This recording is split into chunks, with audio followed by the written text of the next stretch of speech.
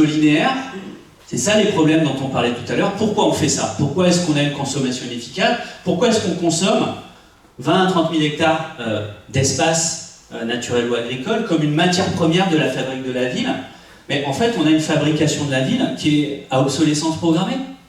Hein, on a une mise à la poubelle, une multiplication des espaces vacants qui s'accélère. On est passé de 2 à 3 millions de logements vacants en France ces 10 dernières années. On a aujourd'hui plus de friches économiques dans les nouvelles zones d'activité de l'île métropole que dans le passé industriel glorieux du territoire.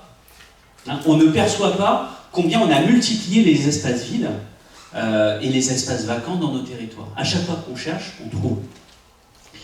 La preuve, tous vos bureaux sont vides ce matin. Il est temps qu'on passe aux alternatives, c'est-à-dire éviter ce cycle d'obsolescence pour trouver les solutions à nos besoins, que ce soit nos besoins de croissance, de développement, mais aussi de résilience, d'adaptation, de changement de mode de vie, dans le périmètre de la ville déjà là. Et il y a 4 boucles à ce que j'ai appelé l'urbanisme circulaire, plus exactement 5, mais 4 qui permettent de réutiliser ces espaces urbains, intensifier, c'est-à-dire mieux utiliser les mètres carrés bâtis déjà là. Transformer, c'est réinvestir, changer d'usage, modifier un bâtiment, mais éviter de le démolir.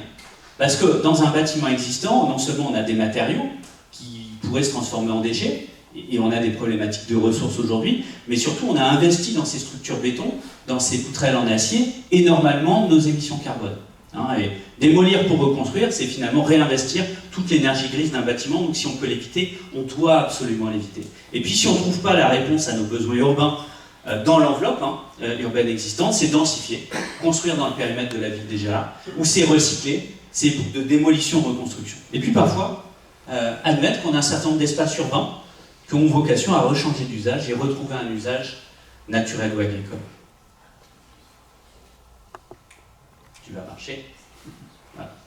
Alors j'ai peut-être écrit un bouquin là-dessus, mais j'ai strictement rien inventé. La moitié du bouquin donne la parole à celles et ceux qui font, parce qu'on sait faire. On sait faire, mais ça fait partie de projets exemplaires, de projets démonstrateurs, de projets pionniers. La question c'est comment est-ce qu'on sort du pionnier pour que ça devienne le fameux nouveau normal de la fabrique de la ville.